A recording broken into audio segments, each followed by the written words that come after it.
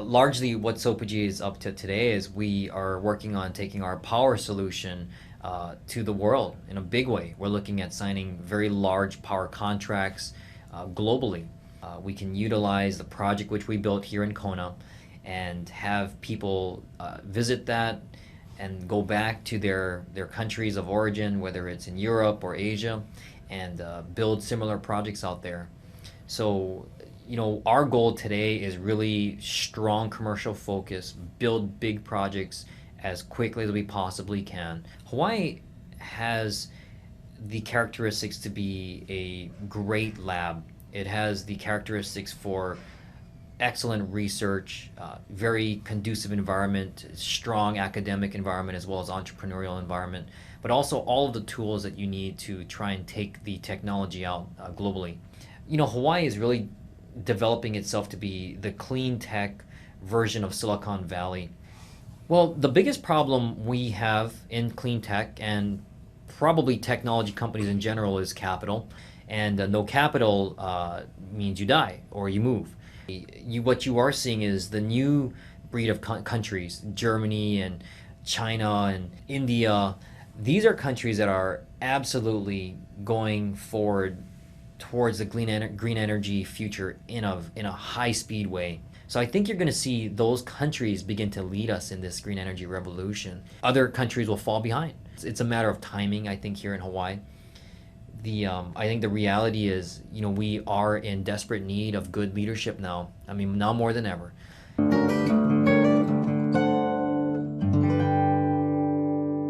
We are going to be preparing you for a lifetime of enjoying your bike. All right. Our biggest challenges are trying to convince the powers that be now that these guys in our next generation need to be set up to ride in a safe and fun environment. So this particular school that we're at today will be receiving well over $300,000 for some sidewalk improvements to improve walking and biking to school. Today we're teaching over 100 students. We have 4 classes. Bike Ed is just one gateway into the efforts to really transform the way we move in our communities.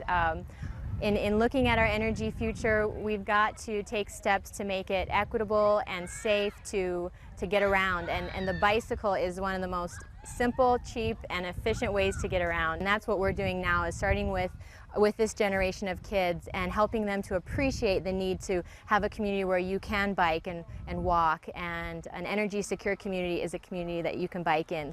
Shaka!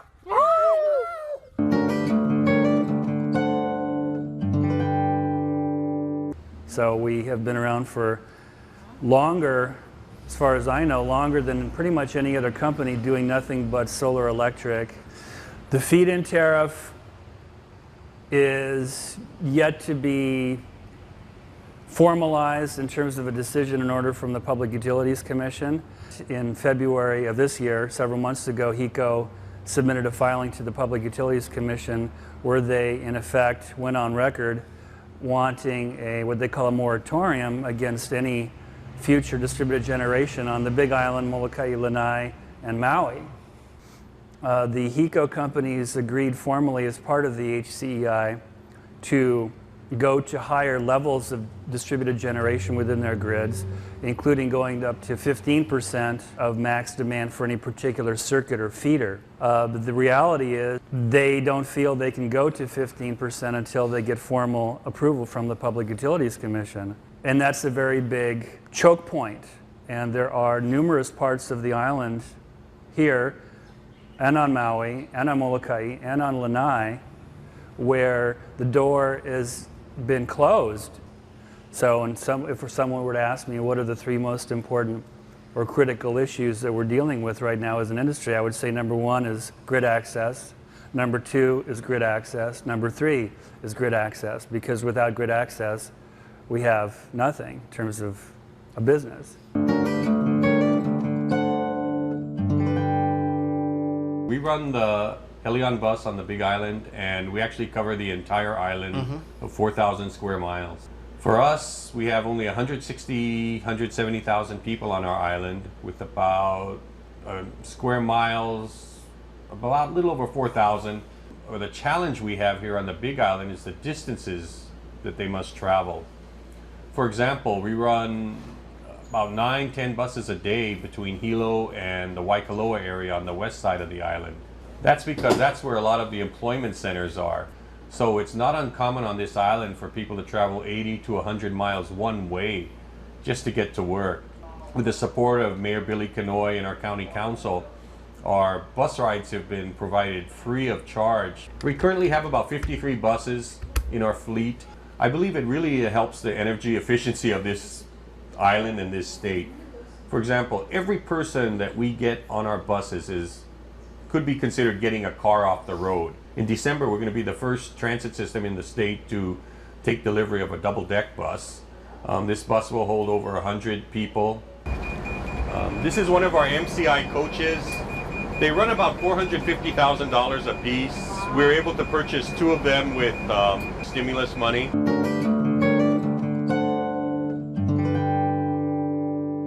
It just diverts water out of the river at a higher elevation, brings it down through a pipeline, and then goes through the turbine, makes horsepower to generate the electricity. Our load is determined by how much water there is in the river. If we get a ½ an inch of water a day up at the dam, which is at 2,000 foot elevation, we can run full bore.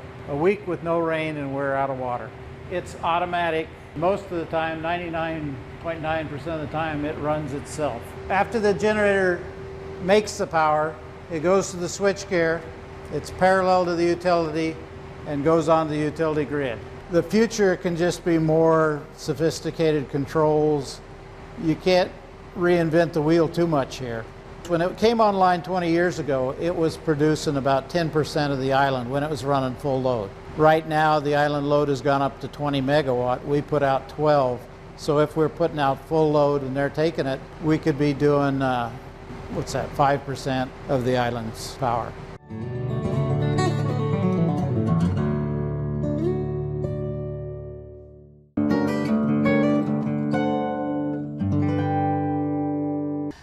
Building another plant on the Big Island, and this will be the first plant we've built in Hawaii that is specifically designed to take crop oil, plants of oil that has been grown here in Hawaii, and make it into biodiesel. So this plant is a 2.5 million gallon a year production volume, and our largest plant right now in Hawaii is 800,000 gallons a year, so a bit more. Yet it'll be able to process used cooking oil, crop oil, and maybe and this is also our first plant that will be able to run trap grease. Each time we build a plant, we take what we learn and roll it forward. In the long term, where we think our piece is in the end game is that biodiesel is the fuel for heavy duty transportation. We want to build these so that they will be fed from the local area. Out of the 13 plants that we've built so far, we currently run 4 of them, and the other ones we've built for other people who have their own partnerships and their own community. The challenges are very large. We're talking land use challenges, water, farmers. We don't have enough farmers to do all this. Plus the money to put into the infrastructure, and this is significant. We need the incentives to be longer term, and somehow we need some assurance from the state that they're not going to change it a year into it. You know, these plants are long-term investments, and we can't make those long-term investments on one-year whims of the government.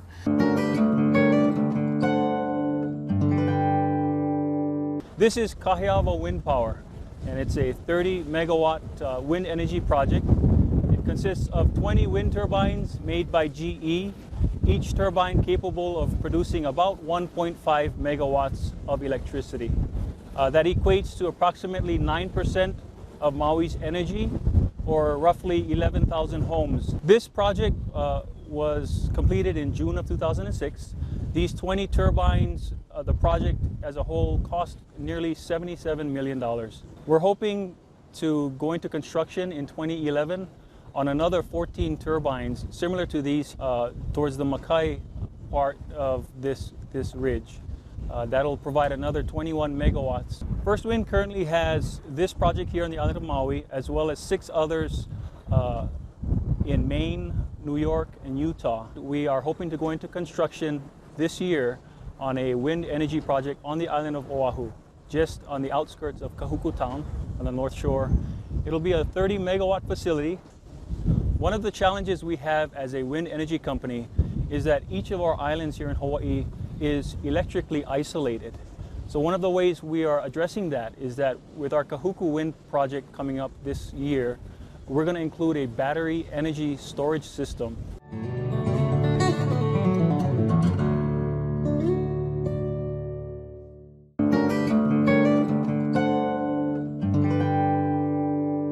Through our ownership and partnership in Hawaii Bioenergy, which is what we run a lot of our renewable initiatives through, we have, you can see in the background here, we have our algae farm here.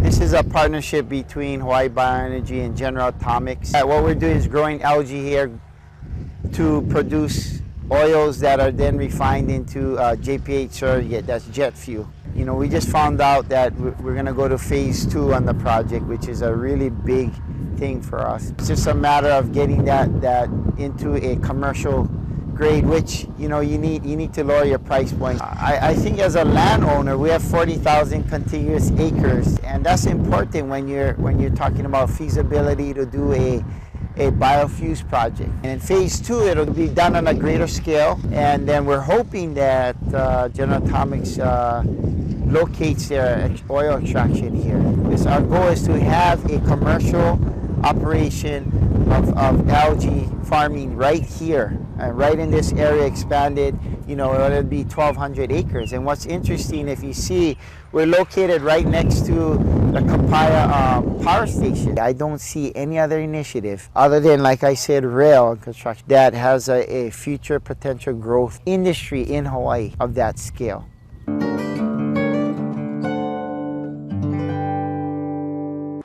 We have about 3,500 acres on the lease. We have about 2,000 acres of that planted in trees. So when we built our hydroelectric plant, which is further down on the property here about a mile away, we built the entire building out of albizia wood. We're talking about an exceptional feed product on the top of the tree, fuel product through much of the tree, and a wood product through anything that is suitable for wood.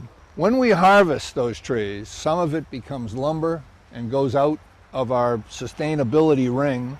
Some of it goes into our biomass conversion unit to make electricity, and at the same time it makes a lot of heat. We can provide the nutrients necessary to grow those cattle here, and then provide the cooling facilities necessary to hang those cattle here. If I'm right and things really get difficult in the next few years, we'll still have the capability of producing food. We'll still have the capability of producing power. I've had legislators standing right where you're standing, and I've had Neil Abercrombie standing right where you're standing, and I'd say the same thing, right? Let's do something now. Don't sink all your eggs into these baskets of what's coming in the future.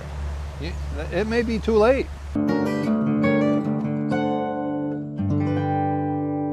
3 or 4 years ago, several of us got together and decided to form Kauai Farm Fuels as a recycling company.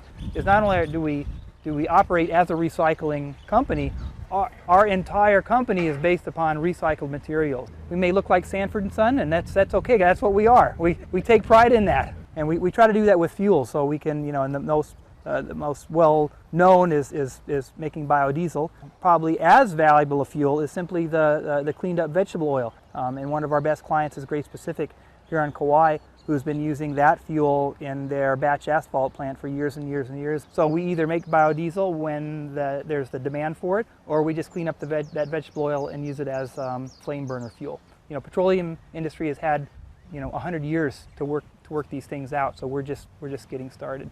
But personally, I always think, even though I have a PhD, I always like to think of myself as a lifelong student, and that's what it's going to take all of us going forward. You know, understanding how to use it in our current infrastructure, right? In our current expectations of users. That's the big thing. Yeah. What does sustainability really mean to us, and what is the most important aspect of it?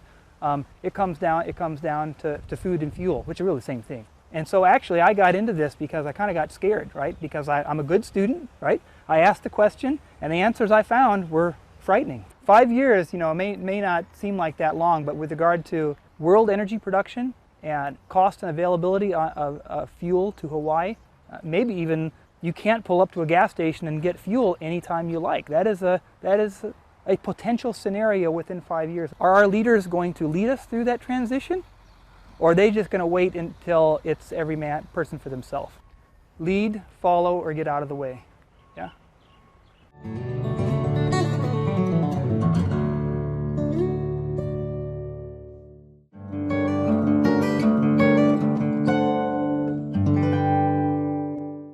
What we're going to look at is one of our newer efforts at achieving greater energy efficiency in our homes, where we are applying a spray foam insulation.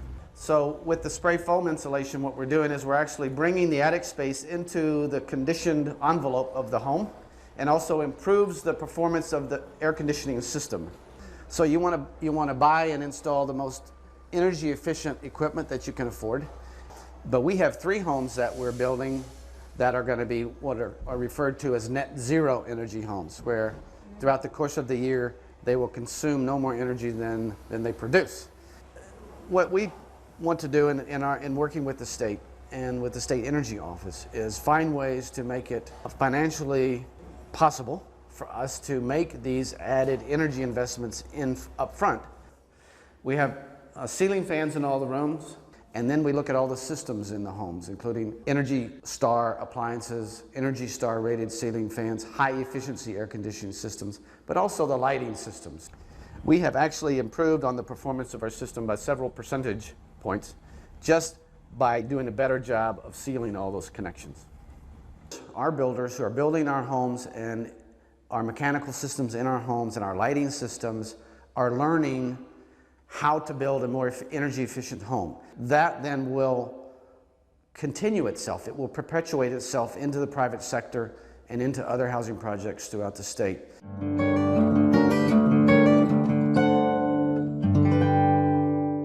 The Army procured them from Ford as basic hybrid escapes, then hired a company, Quantum Technologies, to convert them to burning hydrogen. There's 3.8 kilograms of hydrogen stored on board, giving the vehicle range of about 100 miles. Fueling is done here at this hydrogen station at Hickam Air Force Base. And we currently have 10 of these Ford Escape hydrogen vehicles fueling here, as well as 4 fuel cell vehicles. What you're looking at here is a 146 kilowatt photovoltaic array, principal purpose to provide power to the hydrogen station. We will be installing 5 10 kW vertical axis wind turbines on top of those towers. The hydrogen fueling station was designed, developed, and installed by Hydroflex Systems out of Texas, and Mark Schultz here heads up that company. We're hoping as a result of this research and development program that the next phase, which is commercialization, will allow us to expand around the Hawaiian Islands and leverage all the other technology partners, electric, fuel cell electric, the vehicles themselves, establish the early stages of the hydrogen highway in Hawaii, if you will, and then replicate that in the other 49 states. Companies are already putting in charging infrastructure, so I think we are going to see, within a couple years, more and more pure battery-powered electric vehicles. Hydrogen vehicles were probably at least 5 years out.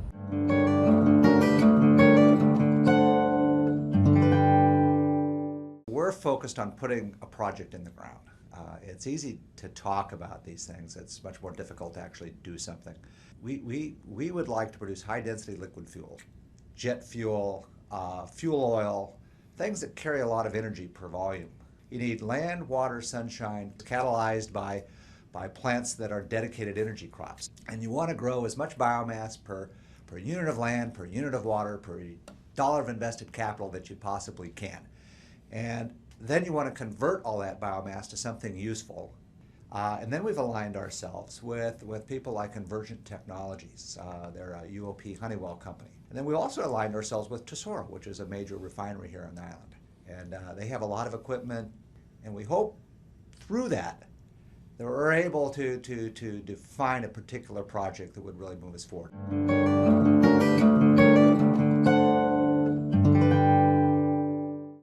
A lot of people in Hawaii have this vision of thousands of acres of algae farms, big, lush algae farms producing biofuels for the military. The people who have the vision are the Pacific Command and the major landholders in the state of Hawaii. They're going to be farming lots of algae for fuels and for animal feed. We have superior algae strains. Here's some examples. There's just a small bottle that we're testing in the market right now. So through our live algae company, the news is that we can address the biofuels needs and the animal feed needs with locally produced, locally sourced algae. And most people don't know how to farm algae at scale. So we provide the software basically to let them run their system, but then we also maintain their software and give them upgrades and advice on how to run the software. This crop has a 2-week cycle. So after 2 weeks, you pour this in your pond. After 2 weeks, you can harvest a massive amount. You can now make an affordable product with the new technologies that have been funded by these massive investments.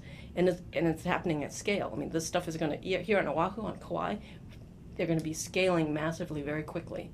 We are beyond the R&D and we're into development and deployment. We are at the manufacturing readiness level. Our whole team, we have a team of 14 strong. They all have their manufacturing hat on. We're looking for the end of the year to have our full installation of our at-scale live algae seed production farming going. We hope to grow to maybe 35, 40 to be doing the production. So this is our algae culturing laboratory at Kunli Agri-Systems. This is our outdoor photobioreactor. Is there any message you want to give to the people at the Energy Policy Forum about algae? What does it mean for the world, for the future? I think algae rocks.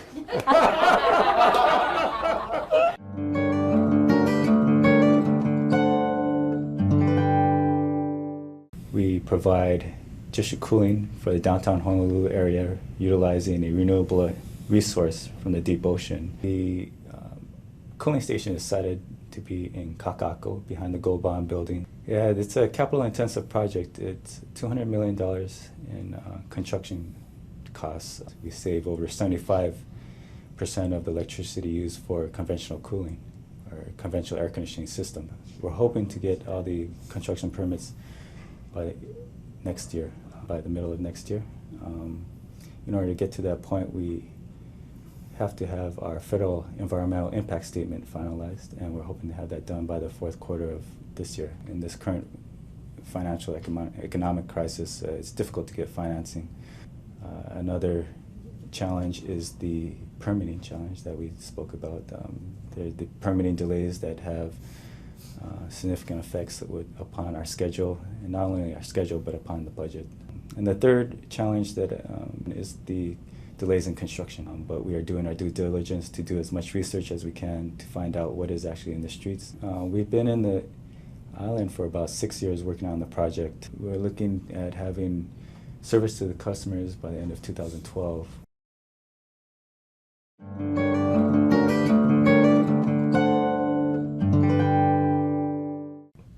So there are two resources available to us. One is the ocean thermal energy resource, and you're probably familiar with it. And we have determined that the resource is such that theoretically all the energy needs for the state of Hawaii could be met many times over using ocean thermal energy conversion.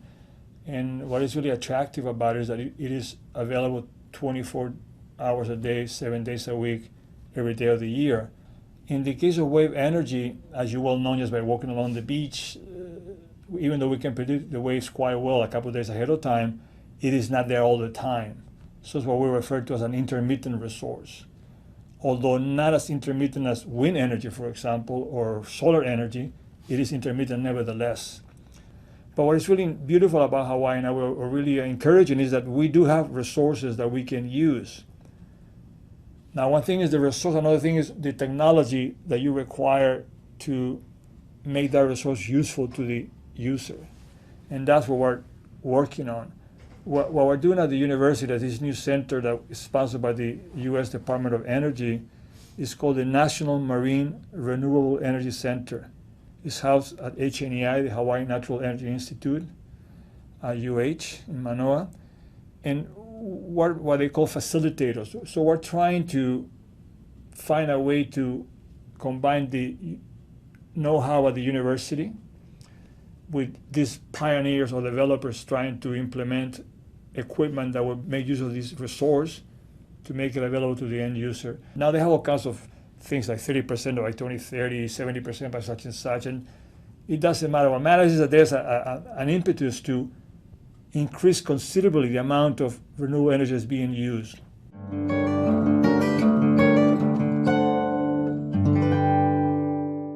We're really excited, Jay, about the closing of a large deal we've just completed with Oshkosh Defense, which is a major manufacturer of trucks and military vehicles. Are working with Oshkosh to bring about a new transportable wind turbine and renewable energy mission module.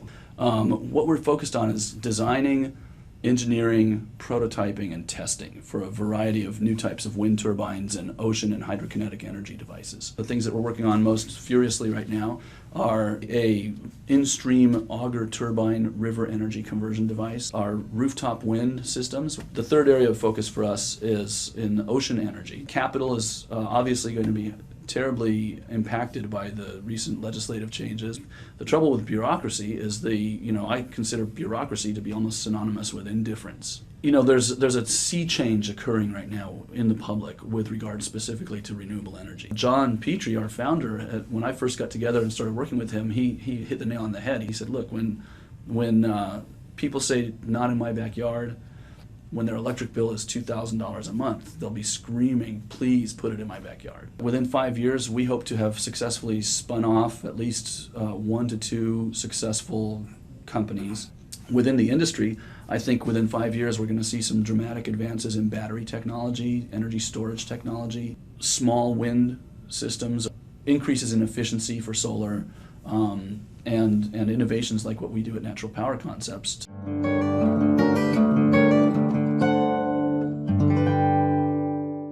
In-Around Solar Supply was founded in 1975, and we acquired SunEarth in 1992. Both have historically been very heavily involved in the solar thermal or water heating side of the business, and certainly both in Hawaii and nationally, it's the best of times. And there are a number of other challenges in the photovoltaic side of the business, the wind side of our business, which are lesser pieces at this point in time. It's still PV in particular a very significant piece, and it's not the worst of times, but they are challenging times. Why are they challenging, Rick? There's a lot of historical reasons for this, and certainly the forum members are conversant with the regulatory issues that we've been challenged by forever. But some of the largest companies in the world are now in the PV business. Mm-hmm. I mean, some of the biggest names and most capitalized folks in the entire world, and have government sponsorship of companies in China. They're already trying to pick winners. So you think there'll be a consolidation, acquisition, and consolidation? Yes. Oh, it's happening already. Is that right? Sure. Get some bigger companies, synergies, all that. Is a real rugged proposition right now, and sort of a race for the lowest dollar per watt. That's really putting a lot of pressure on everyone in the market right now. So I mean, there's so many dockets open before the PUC that deal with feed-in tariffs and net energy metering and all these things that create a tension between the industry and to some extent the community and Hawaiian Electric. How that plays out, just how much grid access there ultimately is going to go a long way to determine just how much oil we can actually get off.